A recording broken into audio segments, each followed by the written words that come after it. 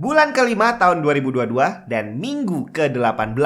Apa aja yang terjadi dalam sejarah teknologi dari tanggal 1 sampai 7 Mei ini?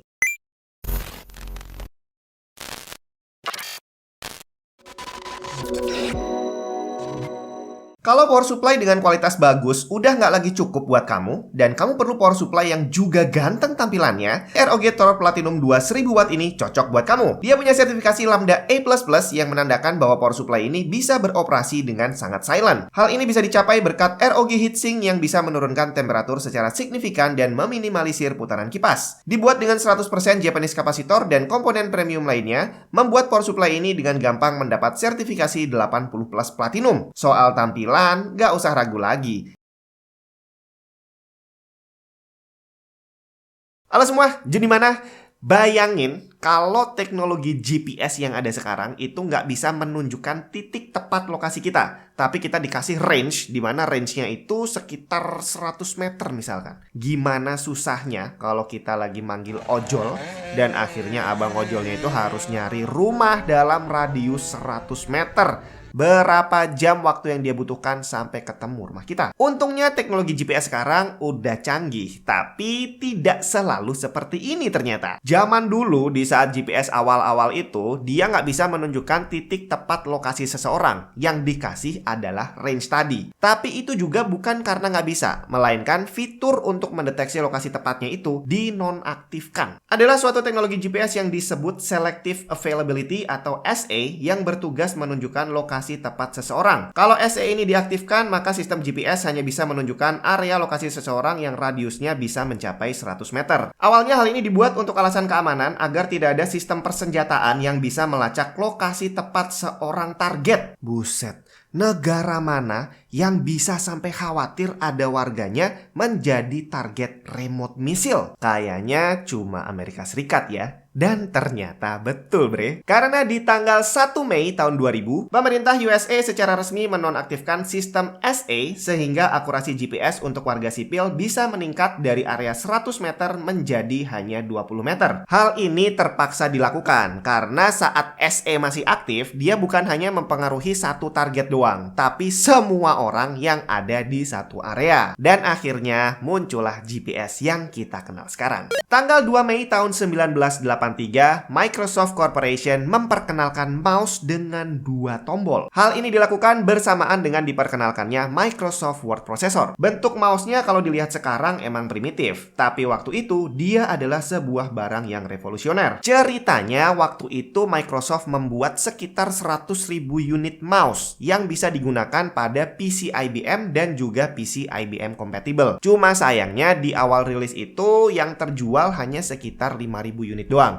Baru akhirnya di tahun 1985, mouse menjadi salah satu device yang paling banyak dicari orang. Salah satu benang merah yang bisa kita tarik dari ceritanya banyak orang sukses yang menjadi orang-orang terkaya di dunia adalah drop out dari kuliahnya. Apakah artinya kalau kita mau ikutan sukses, kita juga harus ikutan drop out dulu? Boleh aja, asalkan sebelum drop out kamu udah bisa melakukan apa yang dilakukan oleh Michael Dell contohnya. Tanggal 3 Mei 1984, Michael Dell yang waktu itu masih menjadi mahasiswa University of Texas membuka perusahaan yang dinamakan Dell Corporation. Tapi, seperti halnya Apple zaman dulu, jangan dibayangin dia adalah perusahaan yang langsung gede. Perusahaan Dell Corporation ini dibuat di kamar asrama kampus. Waktu itu yang dilakukan Michael Dell adalah merakit IBM compatible PC dan menjualnya langsung ke konsumen. Produknya sendiri dinamakan PC Limited yang akan dirakit sesuai dengan kebutuhan konsumen. Menurut pandangan Michael Dell, hal itu akan berhasil. Dan terbukti, PC Limited laku keras. Sampai akhirnya baru jalan kuliah 1 tahun, Michael Dell memutuskan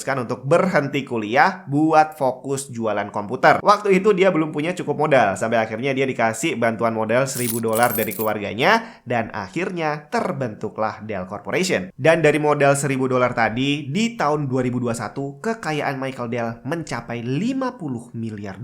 Hari ini kalau kita mau chatting pakai WhatsApp, itu hanya bisa dilakukan sama orang yang udah kenal. Atau at least udah pernah kenalan di jalan, abis itu tukeran nomor gitu ya. Tapi kalau kita lihat balik sekitar tahun 2000-an, waktu itu jangankan WhatsApp, SMS aja masih jarang bre, karena mahal banget. Tapi waktu itu orang udah punya hobi chatting, karena sudah ada internet. Cuma waktu itu chattingnya harus dilakukan pakai PC. Dan umumnya orang chatting itu pergi ke warnet. Karena saat itu langganan internet di rumah itu harganya juga mahal. 08098984 kali Telkomnet Instan. Telkomnet Instan. Nah, bedanya dengan WhatsApp, kalau kita chatting, itu kita bisa chat sama orang yang sama sekali kita nggak kenal. Kita tinggal masuk ke sebuah chat room, di situ ada banyak orang, dan di sana kita tinggal pilih mau chatting sama siapa. Tapi jangan dibayangin ada gambar fotonya orang cakep-cakep gitu nggak. Cuma list nama doang. Jadi biasanya kalau cowok-cowok, langsung cari nama cewek, diklik, langsung ajakin chatting. Termasuk dulu karena nama saya Jun gitu ya. Akhirnya tiba-tiba banyak chat masuk yang ternyata cowok semua, Bri. Dipikir saya ini cewek. Dan salah satu tujuan orang chatting waktu itu adalah, apalagi kalau bukan cari jodoh. Dan dulu banyak banget orang yang beneran dapat jodoh dari chatting ini. Dan inilah ternyata yang dimanfaatkan oleh orang-orang jahat di tahun 2000-an. Tanggal 4 Mei tahun 2000, ada sebuah surat cinta yang dikirim ke banyak orang, tapi ternyata isinya virus. Love letter virus, atau dikenal juga dengan nama I love you, berhasil menyebar ke banyak PC di dunia hanya dalam waktu 6 jam. Diperkirakan total korban mencapai 2,5 sampai 3 juta PC dengan kerugian total diperkirakan mencapai 8,7 miliar dolar. Dia termasuk salah satu virus yang penyebarannya paling cepat. Dan ini diakibatkan karena anak-anak tahun 2000 dulu banyak yang bucin. Game FPS sekarang udah kurang realistis. Gambarnya sih bagus, udah mirip orang beneran. Tapi kalau frame rate yang muncul gak lebih dari 100, rasanya kurang enak maininnya. Kayaknya gamer sekarang banyak dimanjain sama grafis kali ya. Mungkin kamu bisa bayangin game di tahun 90-an. Waktu itu belum ada game 3 dimensi. Jadi kalau kita main game di PC ataupun konsol, itu biasanya cuma bisa gerak maju, mundur, sama loncat dan jongkok.